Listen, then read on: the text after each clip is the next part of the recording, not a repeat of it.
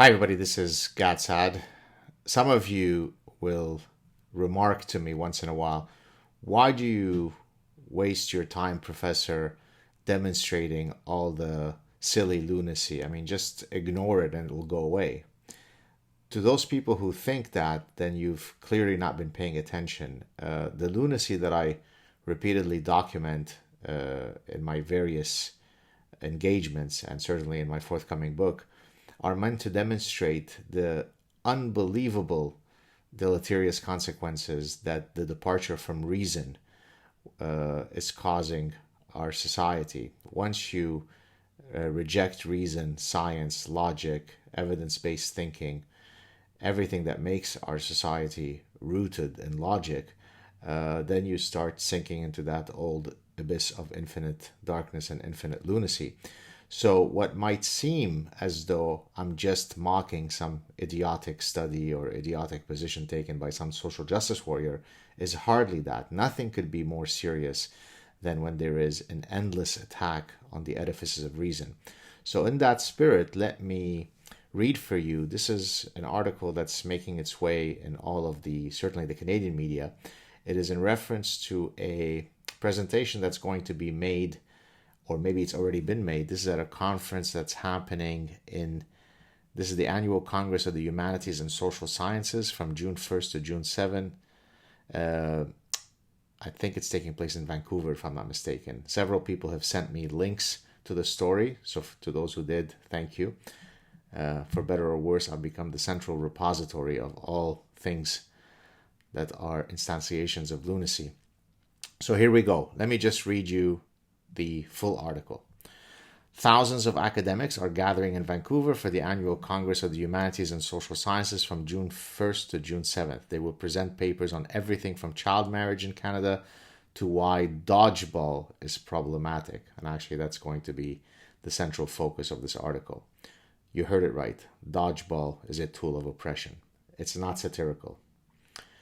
In the All the Humanities series, the National Post showcases some of the most interesting research. The games children play in schoolyards are famously horrible if you stop and think about them.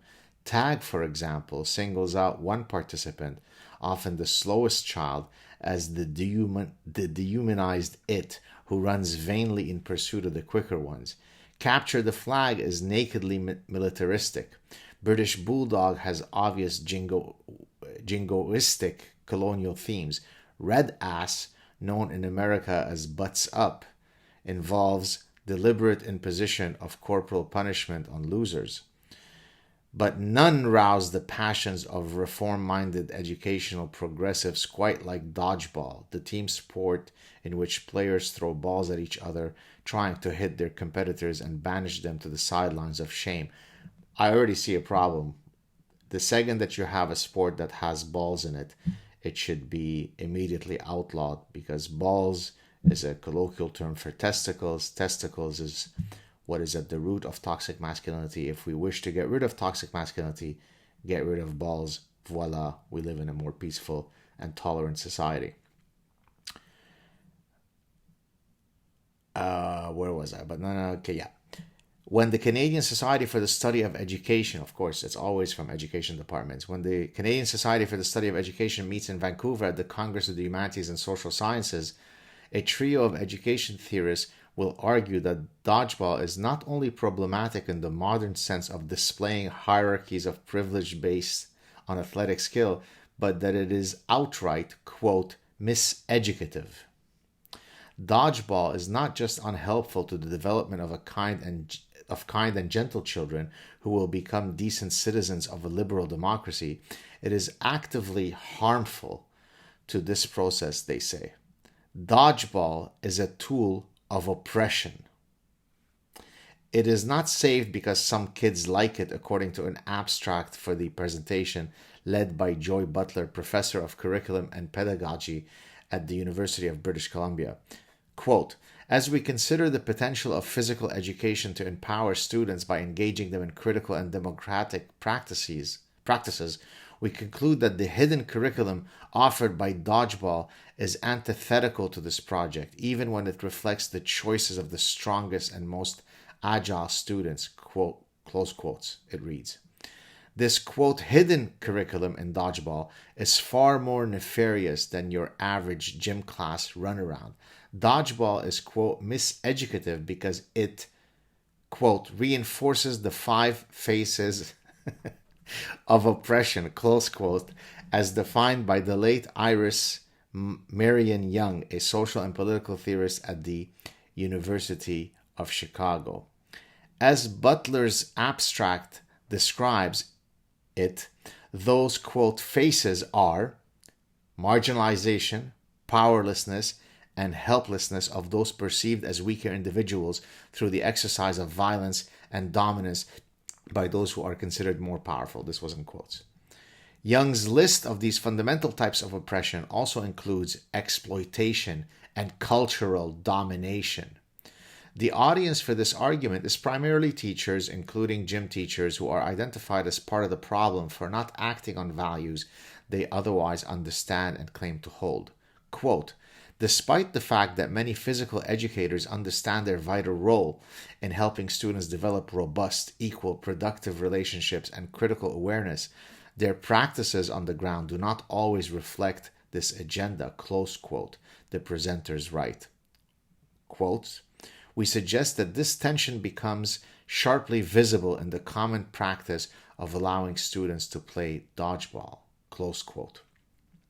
It is a familiar criticism, though not one typically phrased in the dry, footnoted academic prose of education theory, let alone with reference to ancient Greek philosophy of ethics.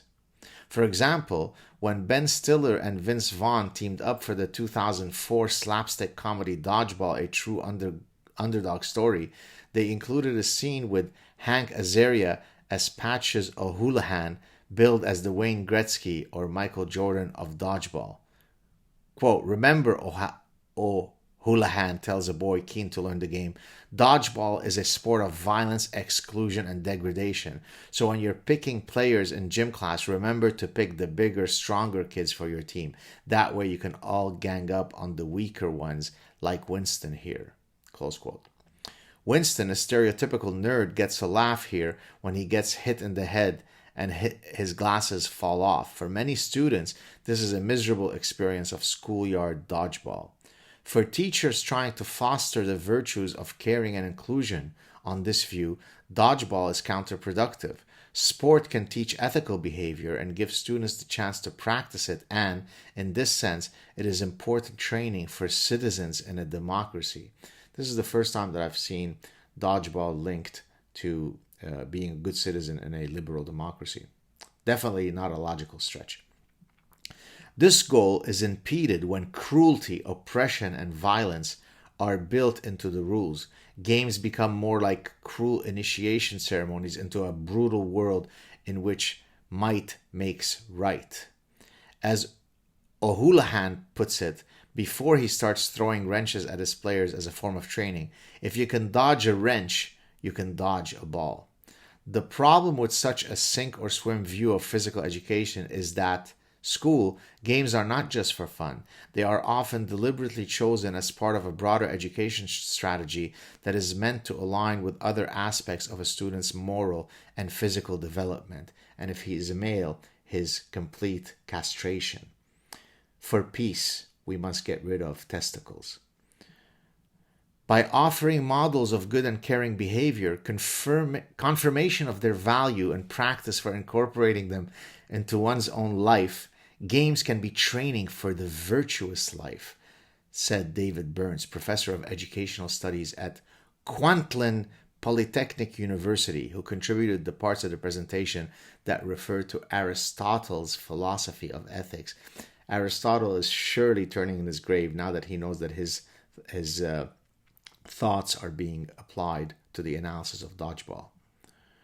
Aristotle was an ancient Greek philosopher whose work reflects a concern with how games, songs, poetry, and art say something about who we are and the way we ought to be.